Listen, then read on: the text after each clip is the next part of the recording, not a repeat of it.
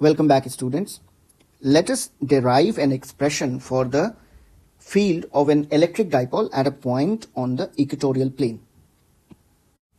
हमें electric field find out करना है किसी भी पॉइंट पर जो कि एक इक्वेटोरियल प्लेन में है इलेक्ट्रिक डाइपोल के.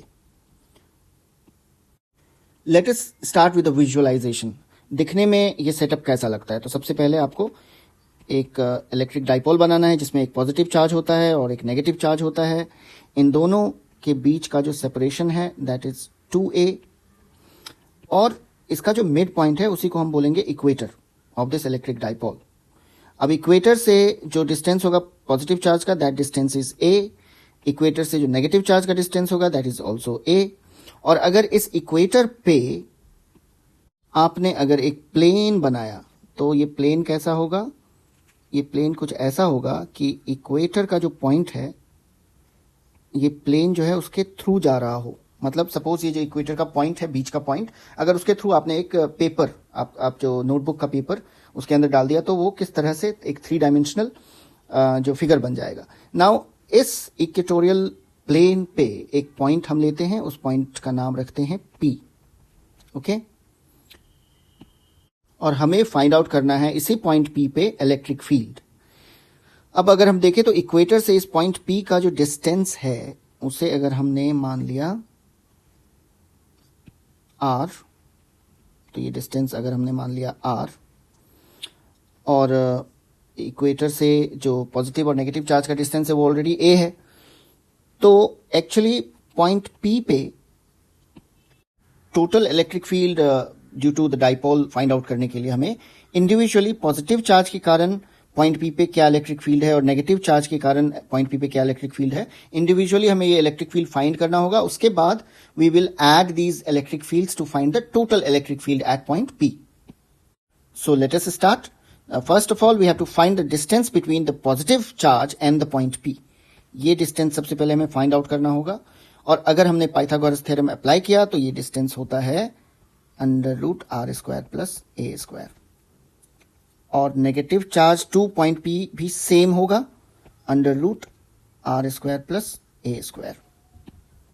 ऑल्सो P और पॉजिटिव चार्ज नेगेटिव चार्ज ऐसे पॉइंट्स का जो एंगल फॉर्म हो रहा है उसमें जो ये एंगल है, अगर इस एंगल को आप देख पा रहे हो तो this angle is theta. Now start with finding the electric field at point P. Electric field at point P जो होगा आपका पॉजिटिव चार्ज के कारण वो होगा पॉजिटिव चार्ज से अवे, और इसको आप बोलोगे E+.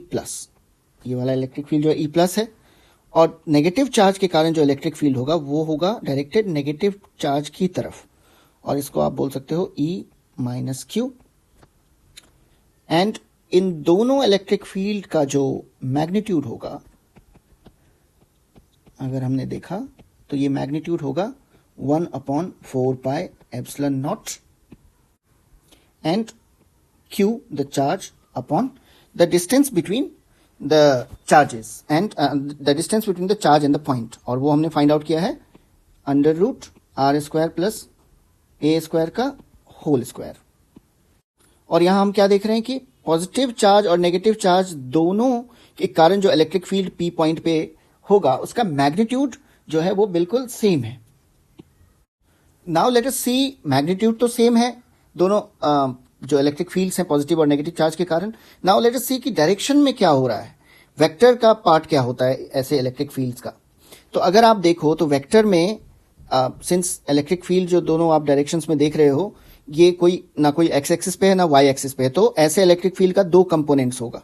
ठीक है, तो सपोज E+ Q जो है पॉजिटिव Q जो है उसका अगर वाई कंपोनेंट देखो तो उसका डायरेक्शन कुछ इस तरह होगा, और E-Q का अगर y कंपोनेंट देखो तो उसका डायरेक्शन कुछ इस तरह होगा. सिंस दोनों ही जो E+ Q और E-Q है दोनों का मैग्नीट्यूड सेम है और डायरेक्शन ऑपोजिट हो जाएगा तो ये कैंसिल आउट हो जाएंगे. ठीक है, तो हमारे पास रह क्या जाएगा, सिर्फ और सिर्फ x कंपोनेंट जो होगा इन दो इलेक्ट्रिक फील्ड्स का वो रह जाएगा हमारे पास, उसी को हमें ऐड करना है.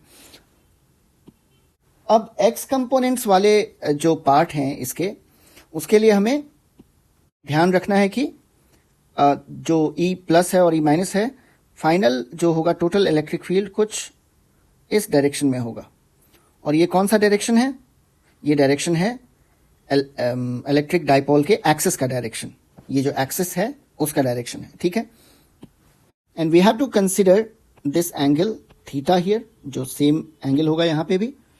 और हमें टोटल इलेक्ट्रिक फील्ड ई के लिए लिखना होगा E Q plus E minus Q. And since इसके y कंपोनेंट्स कैंसिल आउट हो जाएंगे एक दूसरे से, तो हमारा जो E आएगा वो सिर्फ और सिर्फ x डायरेक्शन में आएगा, और उसको हम ऐसे लिखेंगे ई क्यू 2 टाइम्स, क्योंकि 2 हैं, दोनों मैग्नीट्यूड इक्वल है, कॉस थीटा एंड साथ में यूनिट वेक्टर p। तो जो मैग्नीट्यूड है उसको 2 टाइम्स करना होगा हमें। So 2 into Q divided by 4 pi epsilon naught under root R square plus A square. Now find out what is cos theta. Cos theta होता है बेस बाय हाइपोटेनस, और अगर आपने इस ट्रायंगल में, राइट एंगल ट्रायंगल में base देखा तो बेस है a और इसका हाइपोटेनस है R square under root R square plus A square. तो कॉस थीटा की जगह पे हमें इस वैल्यू को पुट करना है। सो let us put the value of cos theta in the equation, and that is a divided by under root r square plus a square and then unit vector p। अभी हमें एक बात का और ध्यान रखना है, क्योंकि जो डाइपोल मोमेंट है उसका डायरेक्शन क्या होगा, नेगेटिव से पॉजिटिव की तरफ। तो नेगेटिव चार्ज इस तरफ है तो उसका डायरेक्शन क्या होगा, कुछ इस तरह का। और हमारा इलेक्ट्रिक फील्ड का डायरेक्शन क्या आ रहा है, राइट हैंड साइड की तरफ। तो डाइपोल का डायरेक्शन आ रहा है नेगेटिव, और राइट हैंड और इलेक्ट्रिक फील्ड का डायरेक्शन आ रहा है राइट हैंड की तरफ। तो इसके लिए हमें total electric field find out करने का जो वैल्यू है उसके आगे एक नेगेटिव साइन लगाना होगा। तो ये बस एक ध्यान रखना है कि ये नेगेटिव होगा ये सारा वैल्यू, अगर हमने यूज किया unit vector p।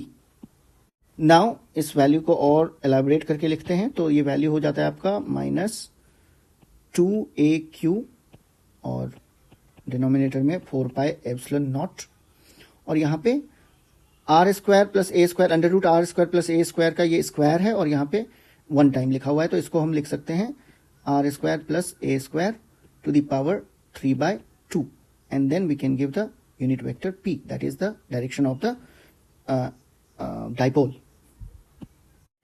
And 2aq क्या होता है, this is the value of dipole moment. And also we have to consider that ऐसे केस में a जो है अगेन वो बहुत ही छोटा है r से, ठीक है। तो जो a पार्ट है इसको हम इग्नोर कर सकते हैं और हम फोकस कर सकते हैं सिर्फ और सिर्फ r पर। सिंस a ऑलरेडी क्वांटिटी में बहुत छोटा है वैल्यू में, और अगर उसका क्यूब किया गया, स्क्वायर और क्यूब किया गया, तो वो बहुत ही छोटा वैल्यू होगा और वो इररेलेवेंट हो जाएगा। That's why we ignore the part a। तो हमारा वैल्यू आ जाएगा डाइपोल के द्वारा जो इलेक्ट्रिक फील्ड हो रहा है उसका -p, that is the electric dipole, divided by 4 pi epsilon not, और हमने a को इग्नोर कर दिया था तो ये हो जाएगा सिंपली r³। और इसको आप यूनिट वेक्टर के फॉर्म में भी लिख सकते हो, तो it will be -p divided by 4 pi epsilon not r³ and unit vector p, and this is your total electric field due to electric dipole at a point on the equatorial plane of the electric dipole। and you can see यहाँ पे भी जो electric field है वो vary कर रहा है 1/r³ से। so अगर हम डाइपोल से दूर जाएं, इक्वेटर पे किसी भी पॉइंट पे अगर दूर जाते जाएं, तो इलेक्ट्रिक फील्ड ड्रास्टिकली कम होता जाएगा। इलेक्ट्रिक फील्ड का स्ट्रेंथ बहुत ही कम हो जाएगा जितना हम दूर जाते जाएंगे। Now students, let us quickly talk about the physical significance of electric dipole. Electric dipoles का फिजिकल सिग्निफिकेंस क्या है?